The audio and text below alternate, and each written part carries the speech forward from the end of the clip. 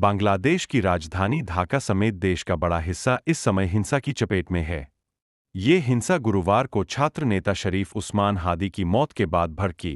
गुरुवार को ही मैमनसिंह शहर में ईशनिंदा के आरोप में भीड़ ने दीपू चंद्र दास को मार डाला और उनके शव को आग लगा दी।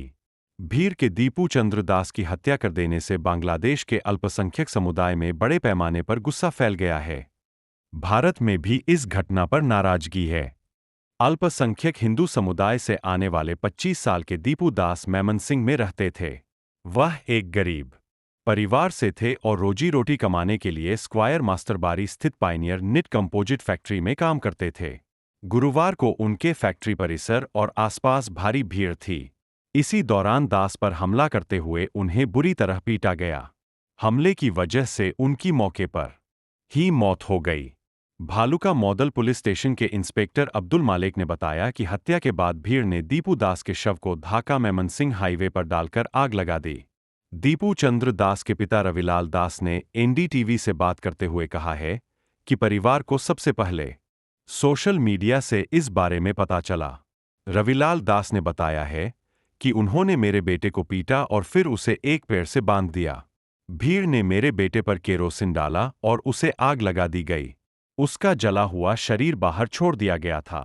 उन्होंने अधजले हुए धड़ और सिर को एक साथ बाहर बांध दिया था। यह सब हमारे लिए बहुत भयानक था। दीपू की मॉब लिंचिंग मामले में रैपिड एक्शन बटालियन रब ने अब तक 7 लोगों को गिरफ्तार करने किया है। बांग्लादेश सरकार ने कहा कि ये गिरफ्तारियां अलग अलग जगहों पर किए गए कई ऑपरेशनों के बाद की गई। यूनुस सरकार ने दीपू की हत्या की निंदा करते हुए इसे एक ऐसा काम बताया जिसकी देश में कोई जगह नहीं है।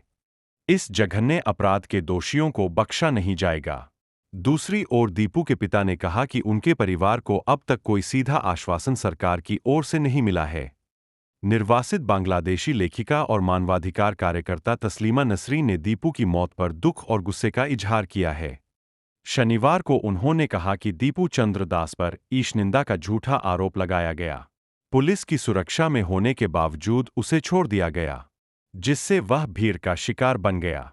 एक्स पर पोस्ट करते हुए नसरीन ने लिखा, दीपू चंद्र दास एक गरीब मजदूर था। एक मुस्लिम सहकर्मी ने छोटी सी बात पर दीपू को सजा देने के लिए सार्वजनिक रूप से उस पर पैगंबर के बारे में अपमानजनक टिप्पणी करने का आरोप लगा दिया। इससे भीड़ की हिंसा भड़क गई और नतीजे में दीपू की मौत हो गई। नसरीन ने कहा कि दीपू चंद्र दास परिवार का अकेला कमाने वाला था। वह फैक्ट्री में काम करते हुए अपने विकलांग पिता, मां, पत्नी और बच्चे का पेट पालता था। उसकी मौत ने एक नहीं कई लोगों के सामने मुश्किल खड़ी की है। कांग्रेस नेता प्रियंका गांधी वाड्रा ने दीपू की हत्या को मानवता के खिलाफ अपराध और सभ्य समाज पर एक धब्बा बताया है।